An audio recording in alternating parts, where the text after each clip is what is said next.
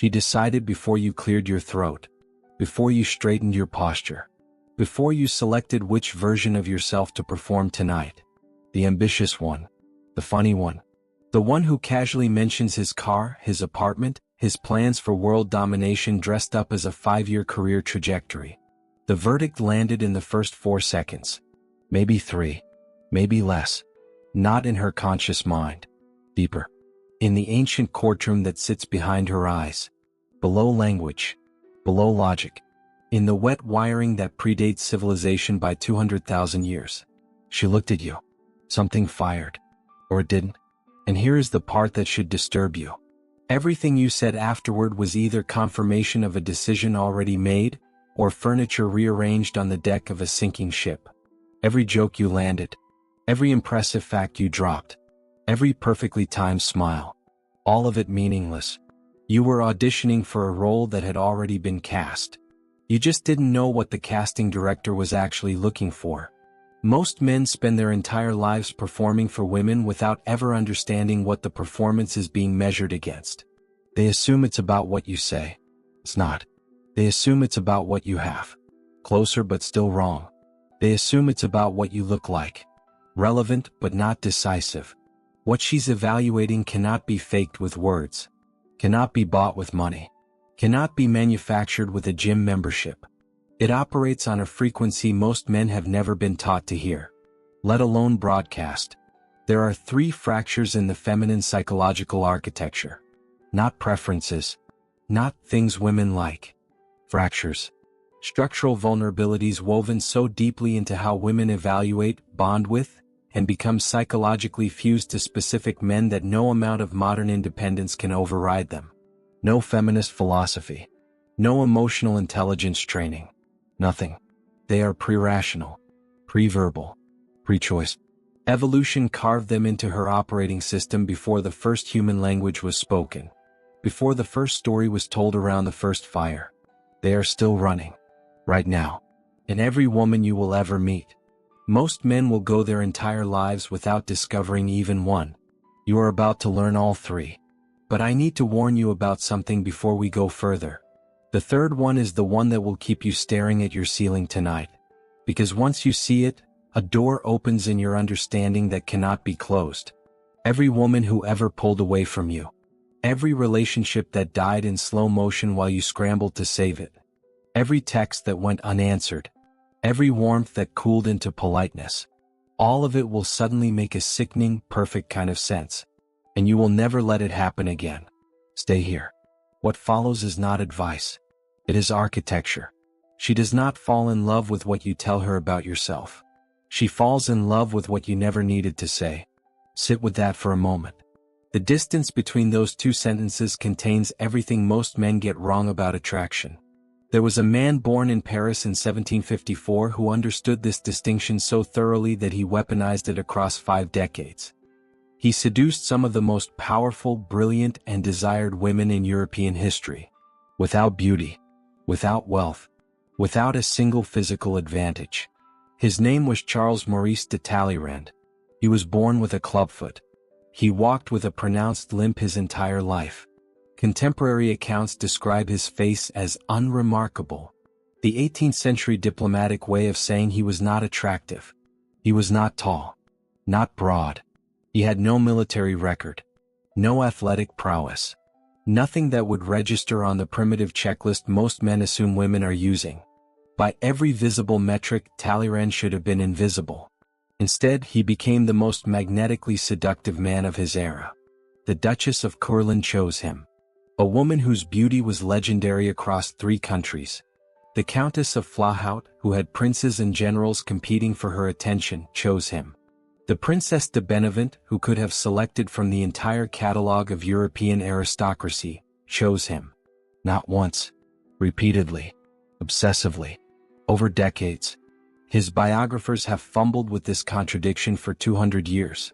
How does an ugly, limping man with modest origins become the romantic obsession of the most extraordinary women of his time? The answer is not charm. Charm is a parlor trick. Dogs are charming. The answer is something far more dangerous.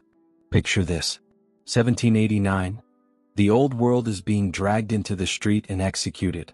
The monarchy collapses. Aristocrats flee or die. Alliances that held for centuries dissolve overnight. Every man of status is scrambling, positioning, calculating, panicking behind composed faces, trying to read which way the wind is blowing so they can plant their flag on the winning side before the blood dries. Every man except Talleyrand. While Paris burned, Talleyrand sat still. Not frozen. Not hiding. So, the way a man sits when he has already calculated every possible outcome and determined that none of them threaten him. The way a chess player sits when he sees the checkmate 12 moves before his opponent. He didn't argue. Didn't declare allegiances. Didn't make passionate speeches about liberty or justice or the future of France. He made one quiet observation in a room full of shouting men. A single sentence that reframed the entire debate. Then fell silent. The room rearranged itself around his silence. His opponents negotiated against themselves, filling the void he created with their own anxiety, their own uncertainty. They gave away positions he never asked for. He won arguments he never entered. And the women who witnessed this experienced something they could not name. Every woman alive is carrying a version of herself she has never shown anyone. Not a dark version. Not a scandalous secret. Not the thing she confesses to her therapist after 3 glasses of wine. Something more subtle. More pervasive. More aching. A layer. A frequency she operates on internally that she learned years ago to suppress. Because no one around her was tuned to receive it. Because every time she let it surface, it was met with blank stares. Or discomfort. Or the polite redirection that told her this part of you is too much. Put it away. So she put it away. She built a performance instead. A version of herself calibrated to be received well. To generate the right responses. To smooth the right edges. To fit the shape of what everyone around her seemed to want. She laughs at the right moments. Says the socially appropriate thing. Performs interest when she feels boredom. Performs calm when she feels chaos. Performs strength when something inside her is quietly hemorrhaging. Performs lightness when she is carrying weight that would buckle most men. She has been rehearsing this performance since she was 14 years old. And she has become so accomplished at it that most days she almost believes it is who she actually is. Almost. There is always a gap. A thin, persistent space between who she performs and who she is. And that gap is where she lives alone. No visitors. No witnesses. Just her and the quiet knowledge that the person everyone sees is a sculpture. And the sculptor is hiding behind it. Most men never even notice the sculpture is a sculpture. They interact with the surface. Compliment the surface. Fall in love with the surface. And she lets them. Because what else can she do? They can't see what they can't see. And then, sometimes once in a lifetime, sometimes never, a man comes along who looks at her and says something that detonates the performance in a single sentence. Not a compliment. Compliments are easy. Compliments are what men throw at women when they don't know what else to offer. You're beautiful. You're amazing. You're so smart. These words slide off her like water off marble. She's heard them 1,000 times. They cost nothing. They require nothing. They see nothing. What this man says is not a compliment. It is an observation. So precise. So surgically targeted. That it feels like he reached through her ribcage and placed his hand on something she forgot was there. He names the contradiction she lives inside. He sees the gap. And in the moment he speaks it aloud, the performance cracks. And she is suddenly, terrifyingly visible. This is the decoding compulsion. The second fracture in the feminine architecture. Deeper. More intimate. More binding than the first. This is the one I warned you about. Take a breath. Let the first 2 fractures settle. Because what follows operates on a level most men have never accessed. Not because it's hidden.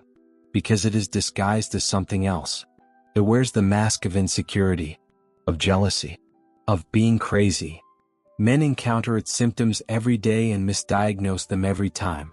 Here is the truth that will reorganize your understanding of every woman you've ever been with. A woman does not fear losing a man she loves. That fear is manageable, survivable. She has rehearsed it in her imagination 1,000 times. lying awake at 2 in the morning, running the simulation, testing her emotional infrastructure against the hypothetical collapse. She has contingency plans, emotional exit routes, friends who will hold her while she cries, who will tell her she deserves better, who will pour wine and perform the ancient ritual of collective recovery. She has survived loss before. She knows the architecture of grief. She knows it has a shape, a duration, a trajectory. It hurts, but it ends. She can handle losing you. What she cannot handle is becoming unnecessary to you. Read that distinction again. Let it land. There is a chasm between these two fears so vast that most men never even realize the second one exists. They see a woman spiraling and assume she is afraid of abandonment. They see her checking his phone and assume she is jealous. They see her analyzing his tone of voice and assume she is insecure. She is none of those things. Or rather, those are symptoms. The disease is deeper. She is terrified of being replaceable. Not replaceable in the way men think about it. Swapped for a younger model. Traded for a prettier face. That is the male projection of male fear. Her fear is more existential. She is afraid that she occupies no load-bearing position in your psychological architecture. That if she were removed, nothing would collapse. That your life would continue structurally intact, with a gap so small it could be filled by anyone, or by no one. That her presence, which she has invested with enormous meaning, generates no structural consequence in your world. That she is, in the deepest and most annihilating sense of the word, optional. This is the necessity wound. The third fracture. The deepest, the most ancient, the most psychologically devastating of the three. To understand why it cuts so deep, you need to meet a man who inflicted it without ever intending to. Arthur Wellesley, the first Duke of Wellington, was the most celebrated military commander in British history. His defeat of Napoleon at Waterloo didn't merely end a war. It reshaped the map of Europe. It elevated Wellington to the status of a living monument. He became prime minister. His face was on currency. Children were named after him. None of these are tricks. None of these are lines. None of these are things you do to a woman to make her like you. That is the mistake almost every man makes the second he hears this. He thinks he just got a cheat code. He thinks next Saturday he can go out, perform calm, drop one clever observation and walk home with anyone he wants. It does not work that way. These three fractures are not a checklist. They are a cascade. They build on each other. They reinforce each other. And they only work if they are real. You cannot stack a lie on top of a lie and build something that lasts. You can fake the competence mirage for an hour. You can fake the decoding compulsion for one date.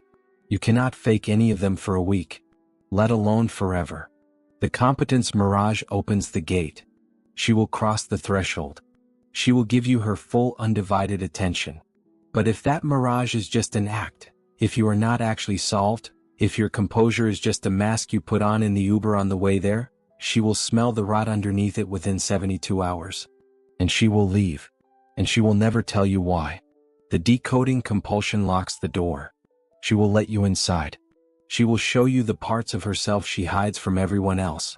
But if you stop looking, if after 3 months you start seeing the performance again, if you start treating her like furniture, like a known quantity, like something you have already won, the lock will click open again, quietly, while you are watching football, while you are scrolling your phone.